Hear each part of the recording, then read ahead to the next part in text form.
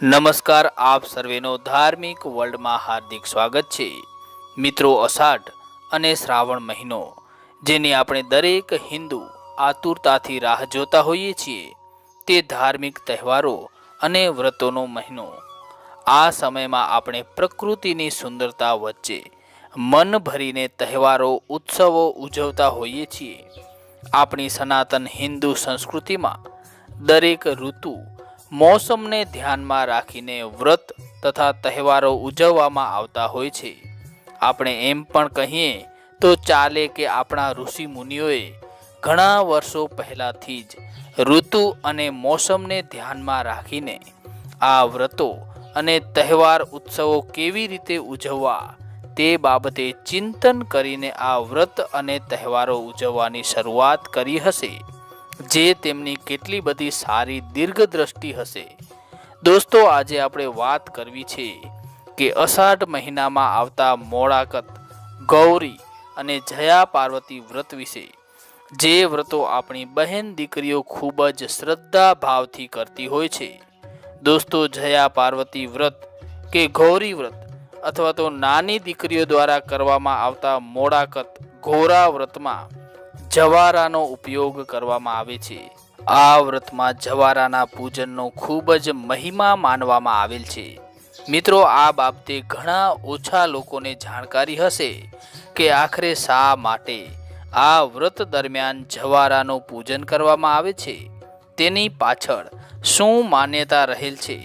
માટે આપ આ વિડીયોને અંત સુધી જરૂરથી નિહાળજો અને માહિતી પસંદ આવે તો વિડીયોને લાઈક જરૂરથી કરજો તથા આ વિડીયો જે બહેન દીકરીઓ વ્રત કરે છે તેમના સુધી શેર કરીને પહોંચાડજો અને કોમેન્ટમાં હર હર મહાદેવ, ઓમ નમઃ શિવાય કે શિવ પાર્વતી જરૂરથી લખજો।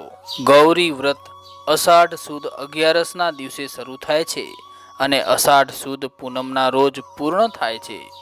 આ વ્રત સૌ પ્રથમ માતા પાર્વતી ગૌરી માએ કરેલું, એટલે તે ઘોરોના નામે પણ ઓળખાય છે। આ વ્રત કુંવારિકાઓ કરતી હોય છે। વ્રતના છેલ્લા દિવસે જાગરણ કરવાનું હોય છે। ગૌરી વ્રતમાં ગોરમાનો ગીત ગાવામાં આવે છે। ગૌરી વ્રત કરનાર કુમારિકાને શ્રેષ્ઠ પતિ મળે, સૌભાગ્ય સાથે સંપત્તિ સાંપડે છે। જ્યારે જયા પાર્વતી વ્રત અષાઢ સુદ 13થી કરવામાં આવે છે। આ દિવસે સવારે વહેલા ઉઠી નાઈ ધોઈ શિવ પાર્વતીનું પૂજન કરવામાં આવે છે। જયા પાર્વતીના વ્રત દરમિયાન મીઠા અને ગોળ વગરના ખોરાકનું એકટાણું કરવામાં આવે છે અને છેલ્લા દિવસે જાગરણ કરવામાં આવે છે। જયા પાર્વતીનું વ્રત કરવાથી કુંવારી કન્યાઓને સારા પતિની પ્રાપ્તિ થાય છે, જ્યારે પરિણીત મહિલાઓને અખંડ સૌભાગ્ય તથા સંતાન સુખની પ્રાપ્તિના આશીર્વાદ પ્રાપ્ત થાય છે। શિવ પુરાણની કથા મુજબ હિમાલયની પુત્રી પાર્વતીએ શિવજીને પતિ સ્વરૂપે પ્રાપ્ત કરવા માટે ગૌરી વ્રત અને જયા પાર્વતી વ્રત કર્યું હતું। વ્રત દ્વારા જ પાર્વતીજીએ પોતાની મનોકામના પૂર્ણ કરી હતી। ત્યારથી કુમારિકાઓ પણ મનગમતો પતિ પ્રાપ્ત કરવા માટે અને અખંડ સૌભાગ્ય તથા સંતતિના શુભ હેતુથી આ વ્રતો કરતી આવી છે। પહેલા સળંગ 5 વર્ષ સુધી ગૌરી વ્રત અને ત્યારબાદ સળંગ 5 વર્ષ સુધી જયા પાર્વતી વ્રત કરવાની પ્રણાલી છે। શાસ્ત્રોમાં તો સળંગ 20 વર્ષ સુધી જયા પાર્વતી વ્રત કરવાનું વિધાન છે, જેમાં પ્રથમ 5 વર્ષ જુવાર ખાઈને, બીજા 5 વર્ષ જવ ખાઈને, ત્રીજા 5 વર્ષ ચોખા ખાઈને અને છેલ્લા 5 વર્ષ મગ ખાઈને વ્રત કરવામાં આવતું, જે આજે 5 વર્ષ બાદ જ વ્રતની ઉજવણી કરી લેવામાં આવે છે। હવે વાત કરીએ જવારા વિશે, તો વ્રતનો દિવસ આવે તેનાથી 5, 6 કે 7 દિવસ પહેલા જવારા વાવવામાં આવતા હોય છે। હવે તો અષાઢ સુદ એકાદશીનો દિવસ નજીક આવે તે સાથે જ આજે તો બજારમાં ઠેર ઠેર લીલાછમ તૈયાર જવારા નજરે પડવા લાગતા હોય છે। આજે તો માત્ર ગૌરી વ્રતમાં જ બાળાઓ જવારાની પૂજા કરતી હોય છે, પરંતુ મૂળે તો બંને વ્રતમાં જવારાની પૂજા કરવાની પરંપરા રહેલી છે, કારણ કે વાસ્તવમાં તો આ જવારા જ સ્વયં માતા પાર્વતીનું પ્રતીક માનવામાં આવે છે. એટલું જ નહીં, તે સુખ સમૃદ્ધિનું પણ પ્રતીક છે. અષાઢ મહિનો એટલો તો વરસાદનો મહિનો અને હરિયાળીનો મહિનો, જેના પ્રતીક રૂપે જ વ્રત દરમિયાન જવારાની પૂજા કરવામાં આવે છે.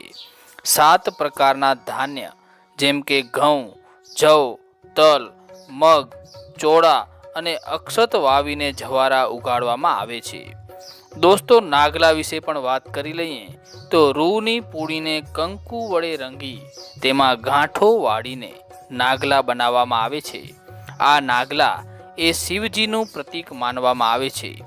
શિવજી મૃત્યુંજય તો માતા પાર્વતી મૃત્યુંજયા છે. અને પછી આ શિવરૂપી નાગલા પાર્વતી રૂપી જવારાને અર્પણ કરવામાં આવે છે.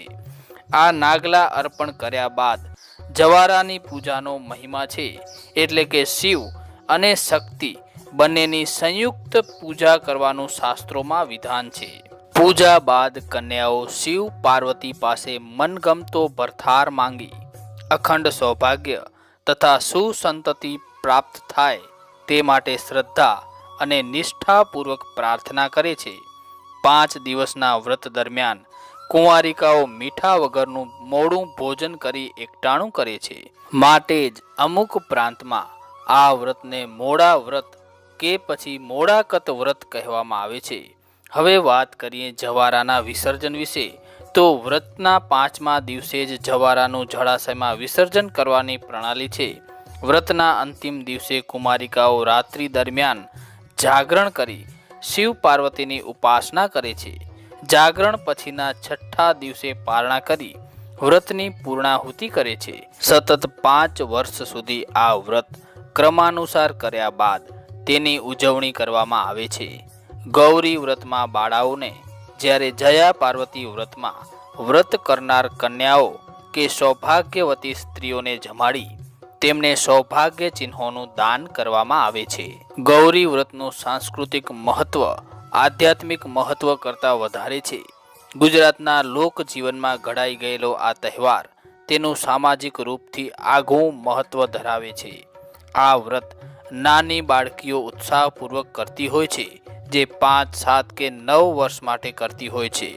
આ વ્રતમાં દરેક માતા પોતાની નાની નાની ઢીંગલીઓને સાક્ષાત ગૌરીની જેમ તૈયાર કરે છે, પૂજા અર્ચના કરાવડાવે છે.